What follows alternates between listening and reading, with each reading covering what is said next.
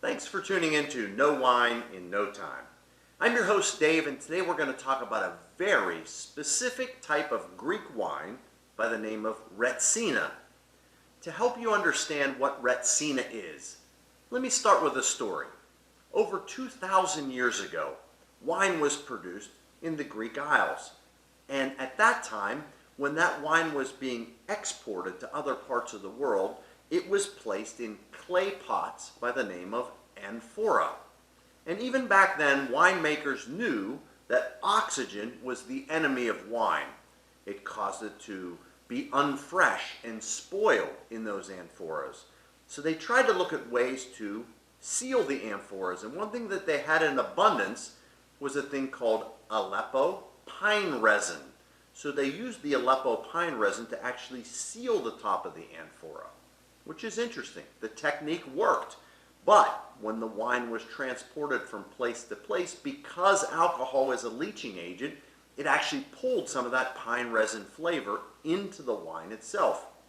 So now let's fast forward a few hundred years and the onset of the Romans. Well, the Romans introduced casks in the 3rd century AD. So amphora kind of fell out of favor, and also the need for the pine resin fell out of favor. They didn't need it anymore.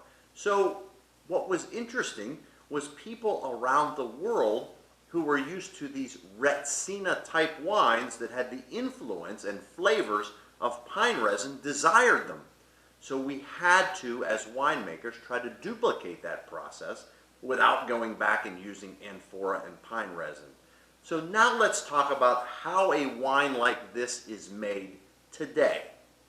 So in Greece, we're able to produce wine from a lot of different native Greek varietals. And there's a No Wine in No Time video out there specifically on Greece. You should go check it out. It talks about all those different varietals. So when we get those grapes, we crush them, and the result is juice and also must.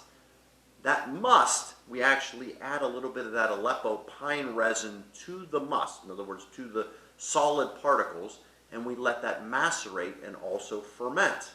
Well, over time, that pine resin starts to break down and those flavors get into the wine itself.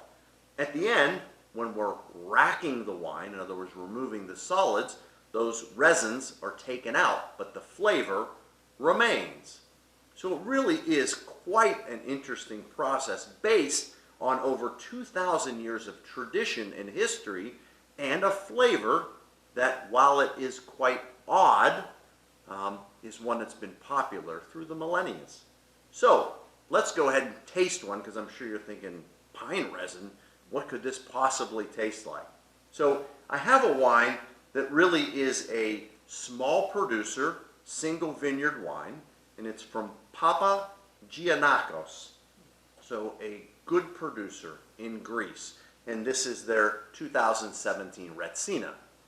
So if I look at the wine, the first thing that I noticed that it is very deeply gold in color, really pretty, kind of dark, definitely past yellow and bordering on gold. If I swirl to liberate some of the aromas, what leaps out of the glass is somewhere between, I have to smile when I say this, somewhere between turpentine, gin, and walking through a beautiful pine forest. You can really smell those aromas coming out. So now let's taste the wine.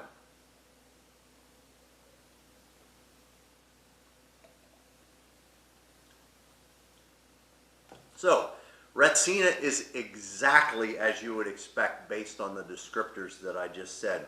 This is a white wine which has beautiful acidity. It's quite dry, but in the background of what is some of these kind of almost citral flavors is the presence of somewhere between pine sol cleaner and back to that pine forest that we're walking through again. So really quite an unusual wine, and one that really has some specific culinary applications. And one would be something that is a native dish to the Mediterranean. It's been produced for thousands of years, and that's one called pastrima. And pastrima is a significantly spiced dried beef. And because it has such significant flavor, it meshes with a wine like this that has a significant flavor as well. Also, I would think of a whole host of Greek dips and dishes that have a high garlic content. Retsina really meshes well with those.